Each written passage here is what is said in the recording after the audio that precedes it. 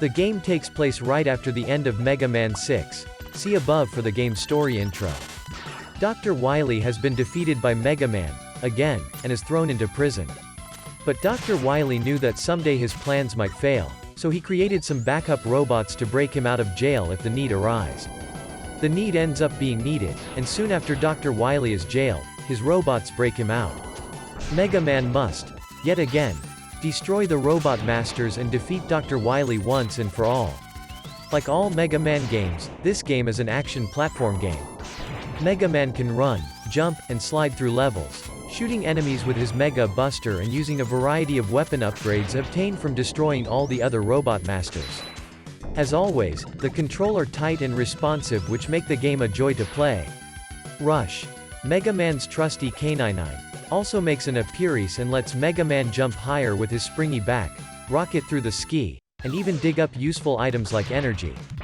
Mega Man 7 also takes a page from Mega Man X though, and allows Mega Man to power himself up.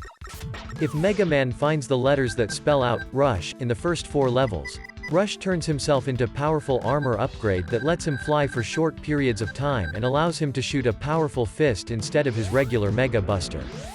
Beat the Bird is also obtainable and can be used to save Mega Man when he falls in pits. Much later in the game, Mega Man can obtain another awesome upgrade, that will remain nameless for spoilers, but suffice to say I was blown away when I found it. The levels all have their own themes like past games, but are much more varied, even within the same level. For instance, in Slash Man's level, Mega Man starts by jump across various waterfalls within a Jurassic Park-like environment, complete with a robot Tyrannosaurus mini-boss, rides a robot dinosaur over a bed of spikes, and later traverse a deep forested area covered with robot bees. The levels also call back to many past Mega Man games and utilize similar gameplay and jumping environments like the disappearing block jumping section from earlier titles. When the game is roughly one-half done, Mega Man must do battle in a robot museum where old bosses like Snake Man can even be seen in the background.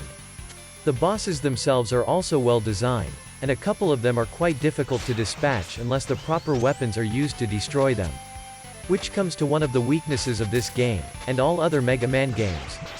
Bosses usually fall much too quickly to the weapon they are weak to, taking all the fun out of the battle, aka Spark Mandrill Syndrome. This certainly doesn't ruin the game because you can just use your regular Mega Buster to beat them, but it's something I hope the developers eventually change in future iterations. In terms of the weapons obtained from bosses, they all feel very unique and have utility outside regular battles with enemies. For instance, the ice shot can be used to freeze lava, the fire wheel can be used to destroy forests, and the electric bolt can be used to power on electrical equipment. While weapons had some extra utility in past games, the utility is really pushed in this game, making their use integral to unlocking many of Mega Man's more powerful upgrades.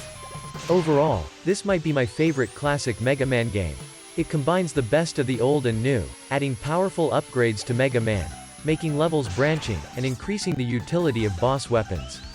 These days, the game is quite expensive, but if you can find it for a reasonable price, or are just a huge Mega Man fanatic, be sure to check this game out. I give this game a score of 9/10.